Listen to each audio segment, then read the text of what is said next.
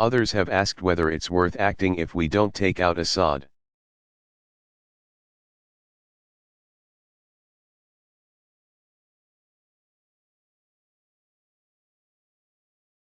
As some members of Congress have said, there's no point in simply doing a pinprick strike in Syria.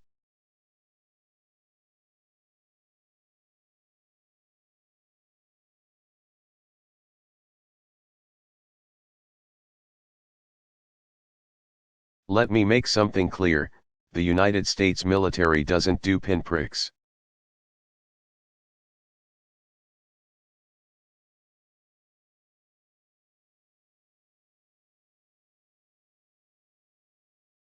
Even a limited strike will send a message to Assad that no other nation can deliver.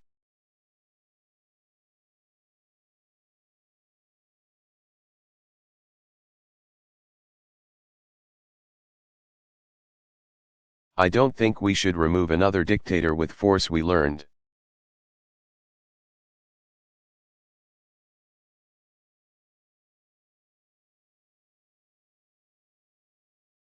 From Iraq that doing so makes us responsible for all that comes next.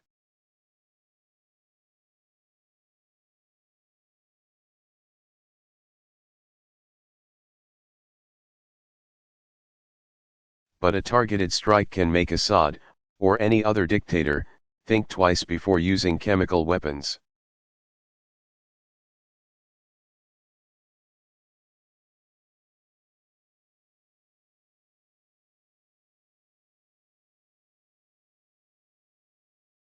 Other questions involve the dangers of retaliation.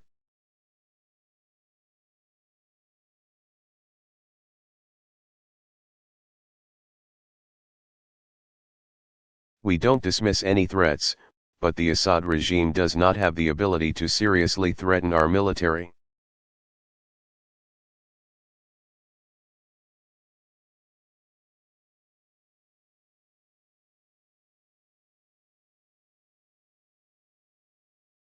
Any other retaliation they might seek is in line with threats that we face every day.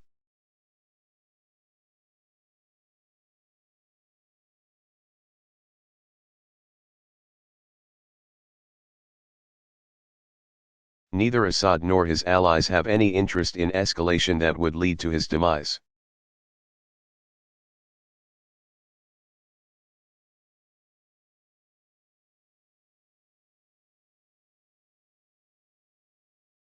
And our ally, Israel, can defend itself with overwhelming force.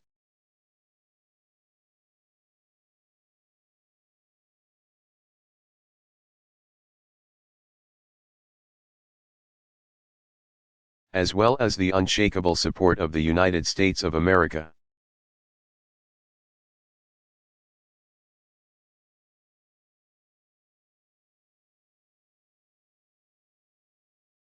Many of you have asked a broader question: why should we get involved at all in a place that's so complicated?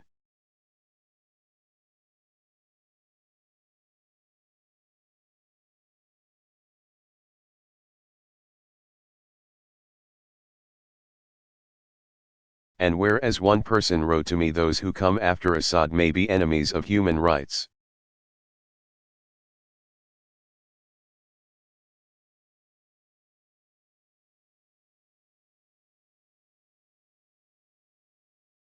It's true that some of Assad's opponents are extremists.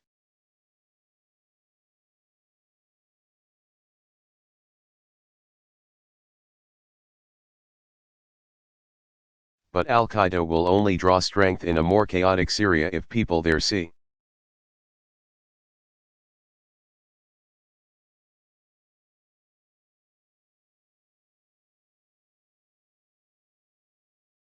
the world doing nothing to prevent innocent civilians from being gassed to death.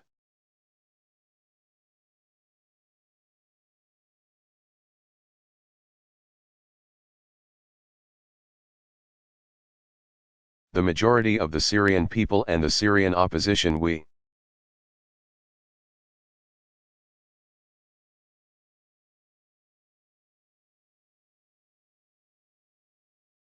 work with just want to live in peace, with dignity and freedom.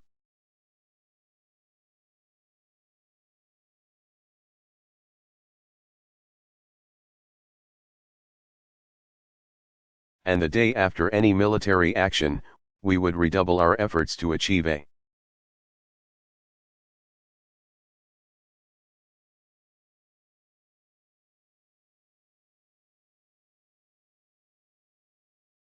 political solution that strengthens those who reject the forces of tyranny and extremism.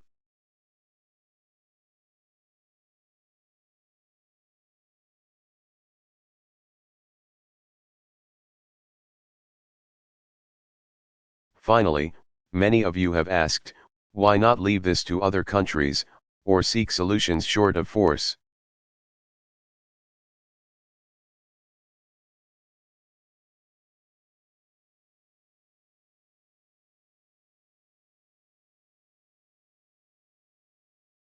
As several people wrote to me, we should not be the world's policeman.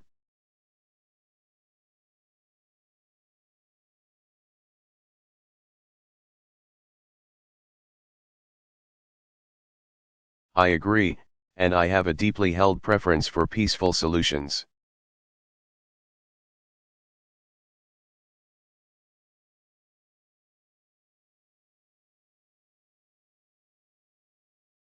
Over the last 2 years, my administration has tried diplomacy and sanctions.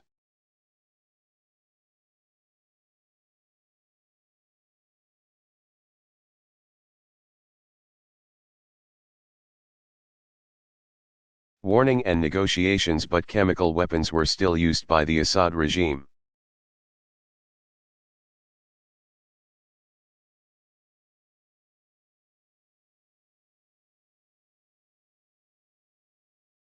However, over the last few days, we've seen some encouraging signs.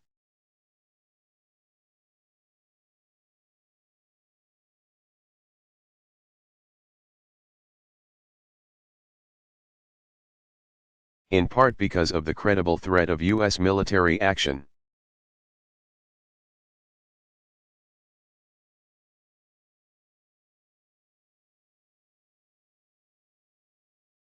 As well as constructive talks that I had with President Putin, the Russian government has indicated a willingness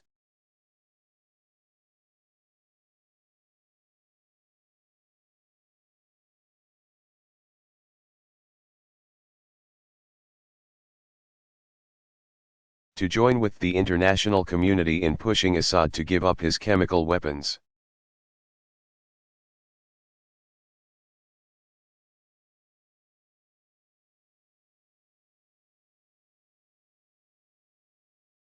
The Assad regime has now admitted that it has these weapons.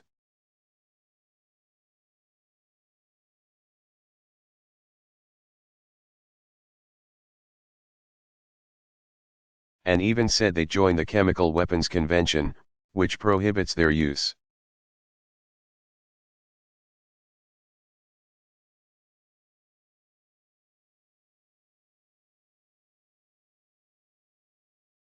It's too early to tell whether this offer will succeed.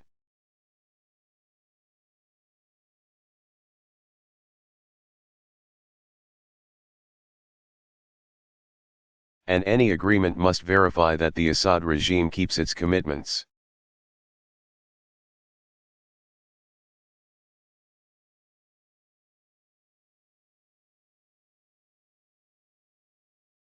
But this initiative has the potential to remove the threat of chemical weapons without the use of force.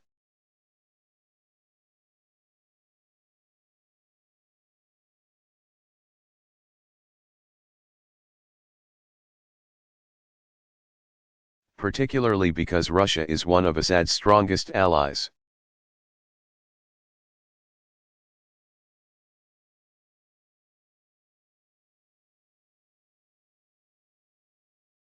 I have, therefore, asked the leaders of Congress to postpone a vote.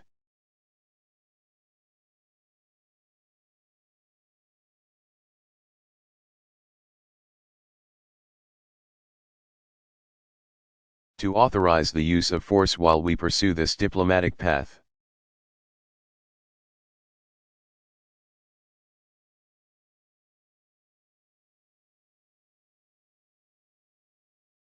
I'm sending Secretary of State John Kerry to meet his Russian counterpart on Thursday.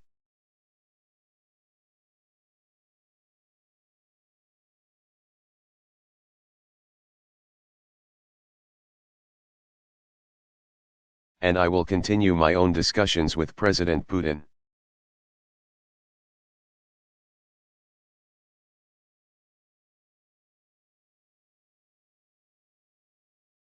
I've spoken to the leaders of two of our closest allies, France and the United Kingdom.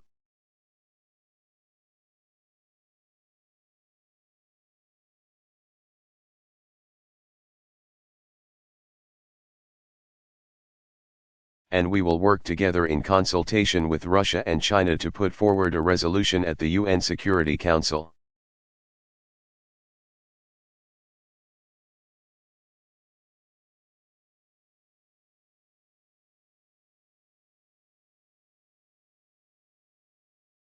Requiring Assad to give up his chemical weapons, and to ultimately destroy them under international control.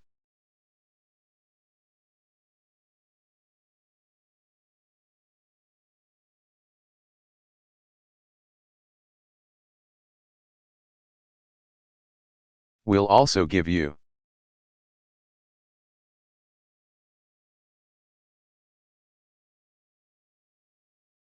and inspectors the opportunity to report their findings about what happened on August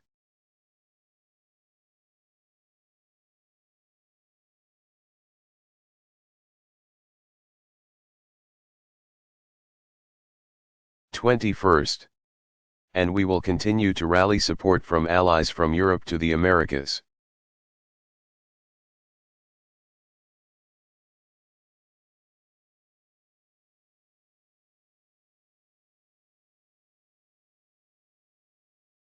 From Asia to the Middle East who agree on the need for action.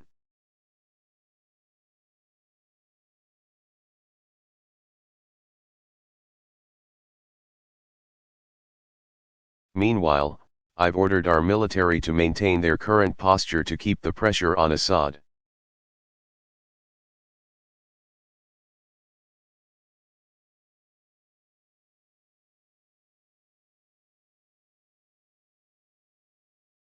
And to be in a position to respond if diplomacy fails.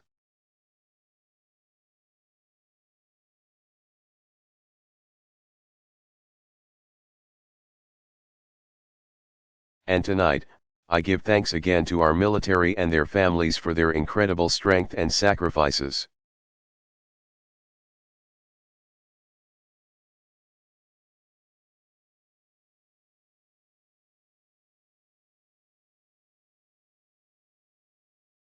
My fellow Americans, for nearly 7 decades, the United States has been the anchor of global security.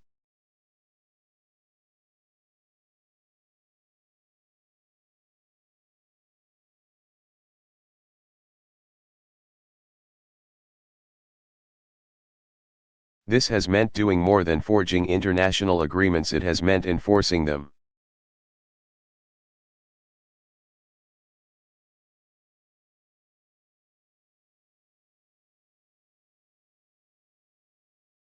The burdens of leadership are often heavy, but the world is a better place because we have borne them.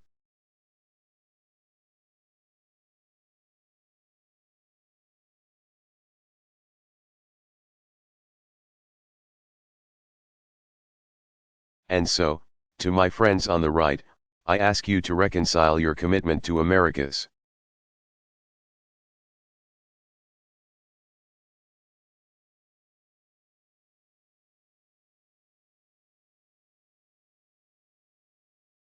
Military might with a failure to act when a cause is so plainly just. To my friends on the left,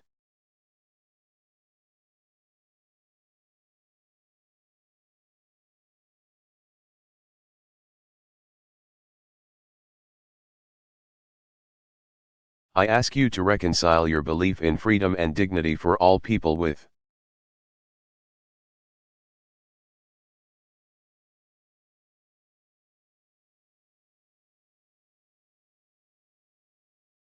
those images of children writhing in pain, and going still on a cold hospital floor.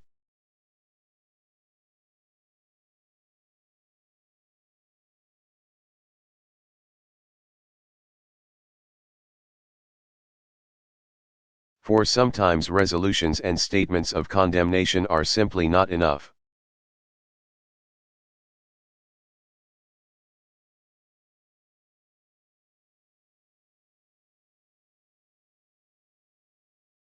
Indeed, I'd ask every member of Congress, and those of you watching at home tonight,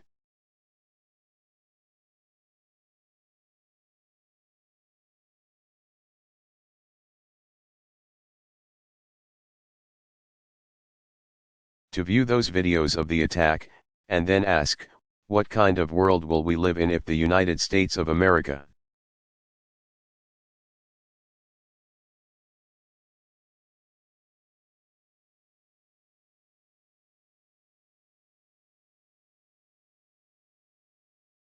sees a dictator brazenly violate international law with poison gas, and we choose to look the other way?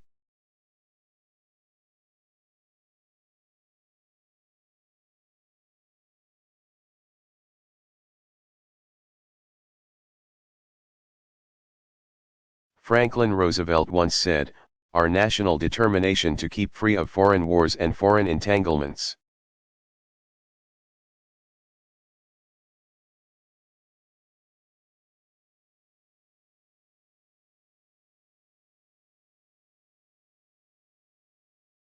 Cannot prevent us from feeling deep concern when ideals and principles that we have cherished are challenged.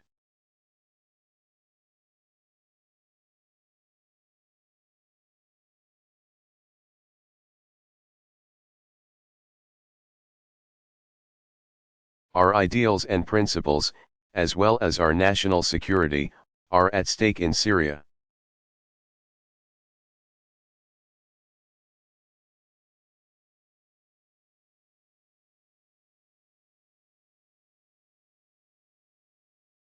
Along with our leadership of a world where we seek to ensure that the worst weapons will never be used.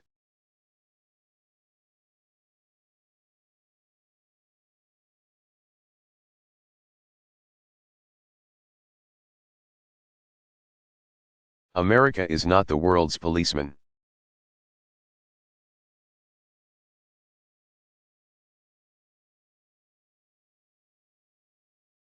Terrible things happen across the globe, and it is beyond our means to right every wrong.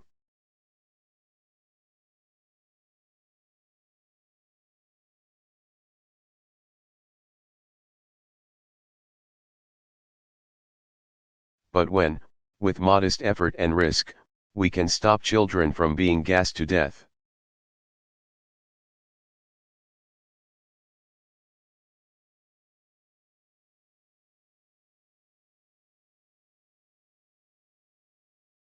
and thereby make our own children safer over the long run, I believe we should act. That's what makes America different. That's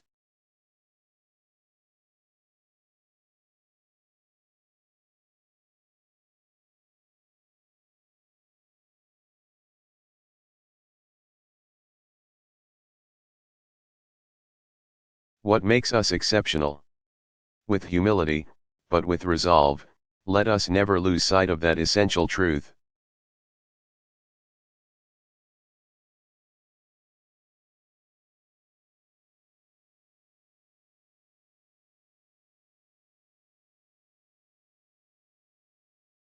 Thank you.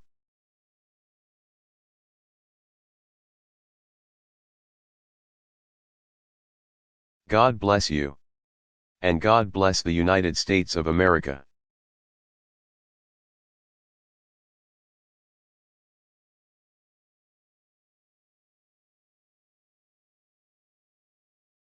Barack Obama.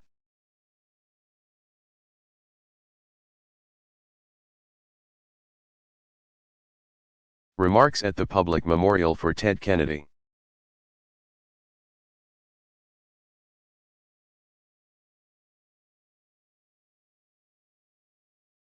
Delivered August 29, 2009, Our Lady of Perpetual Help Basilica, Boston.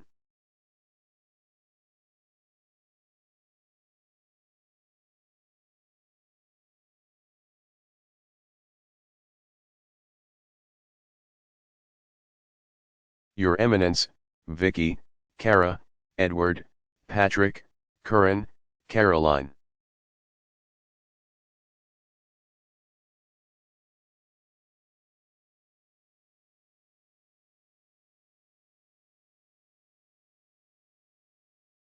Members of the Kennedy family, distinguished guests, and fellow citizens.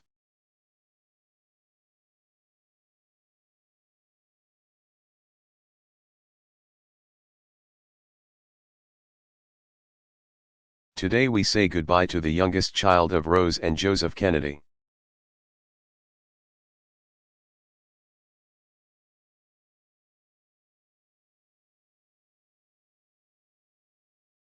The world will long remember their son Edward as the heir to a weighty legacy.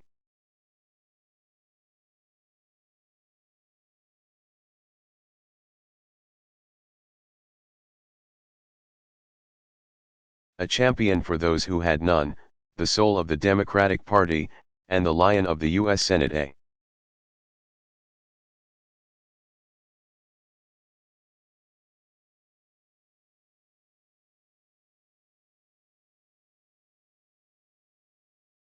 Man whose name graces nearly 1,000 laws, and who penned more than 300 himself.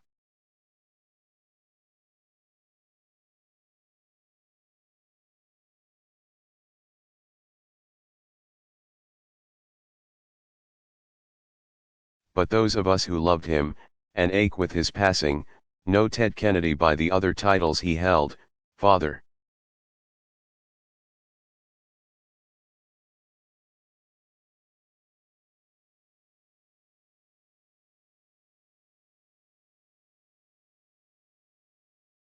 brother, husband, Uncle Teddy, or as he was often known to his younger nieces and nephews.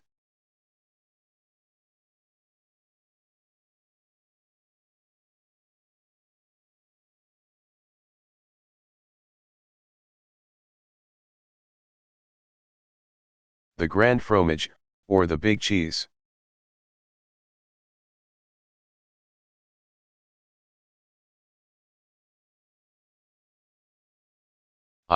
Like so many others in the city where he worked for nearly half a century.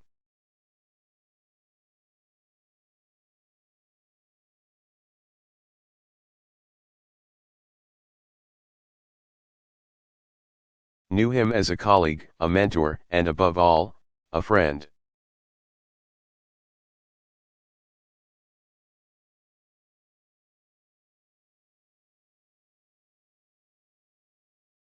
Ted Kennedy was the baby of the family who became its patriarch, the restless dreamer who became its rock.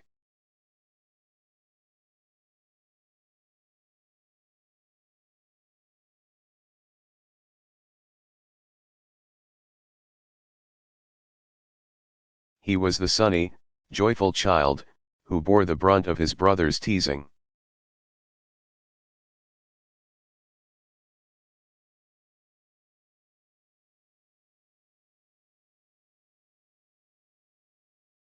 But learned quickly how to brush it off.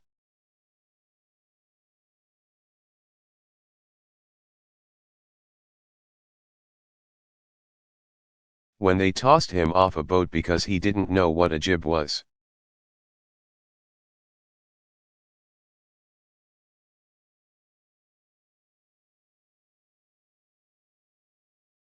Six-year-old Teddy got back in and learned to sail.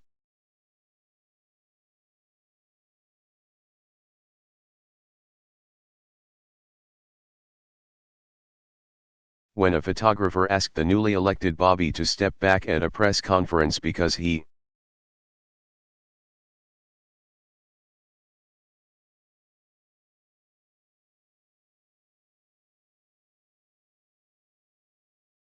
was casting a shadow on his younger brother, Teddy quipped, "It'll be the same in Washington."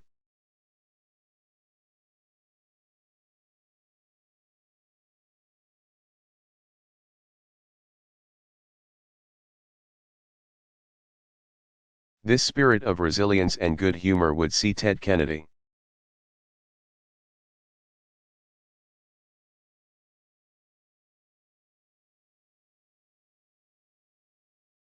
through more pain and tragedy than most of us will ever know.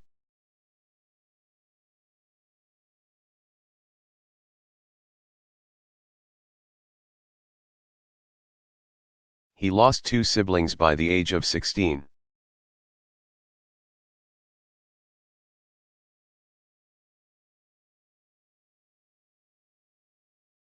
he saw two more taken violently from the country that loved them.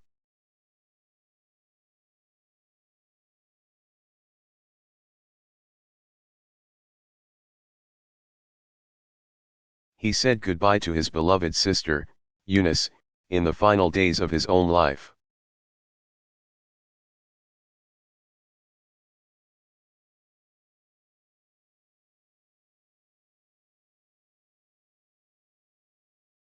He narrowly survived a plane crash, watched two children struggle with cancer, buried three nephews.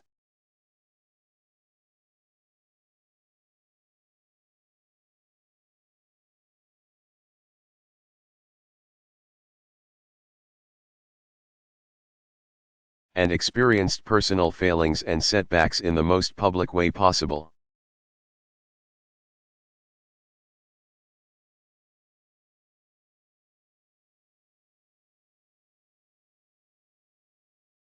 It is a string of events that would have broken a lesser man.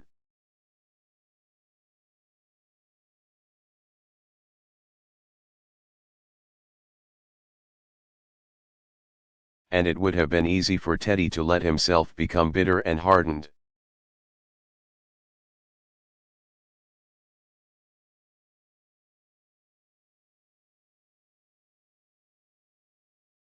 To surrender to self-pity and regret, to retreat from public life and live out his years in peaceful quiet.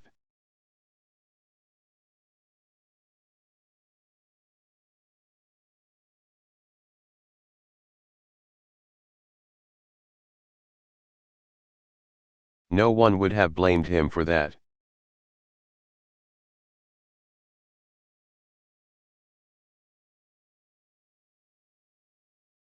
But that was not Ted Kennedy.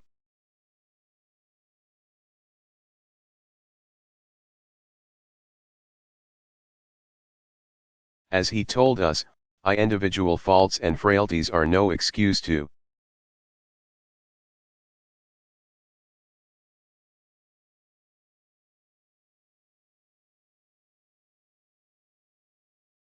give in, and no exemption from the common obligation to give of ourselves.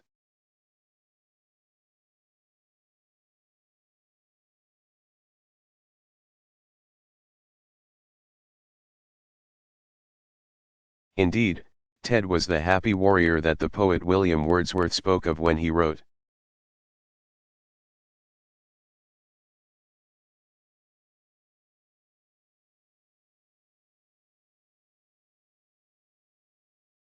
as tempted more able to endure.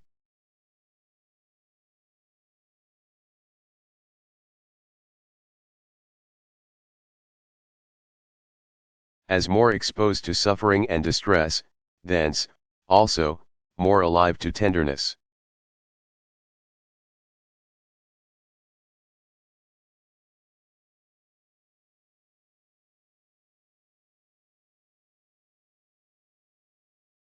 Through his own suffering, Ted Kennedy became more alive to the plight and suffering of others.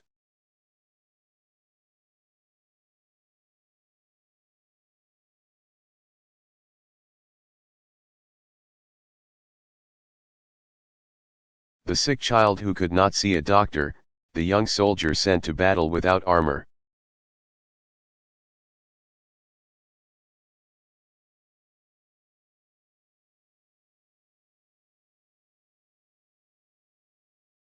The citizen denied her rights because of what she looks like or who she loves or where she comes from.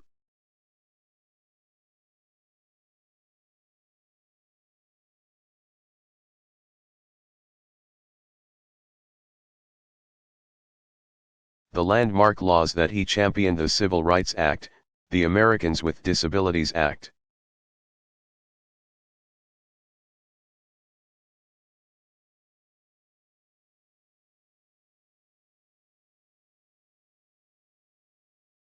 Immigration reform, children's health care, the Family and Medical Leave Act all have a running thread.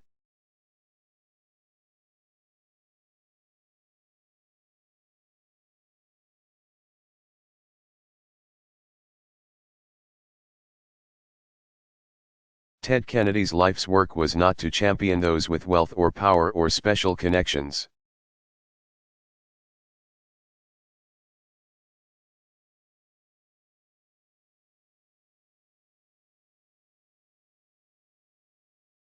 It was to give a voice to those who were not heard.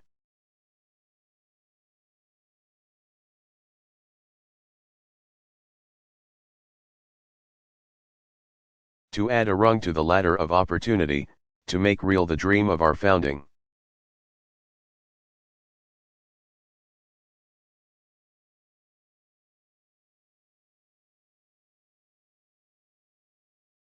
He was given the gift of time that his brothers were not.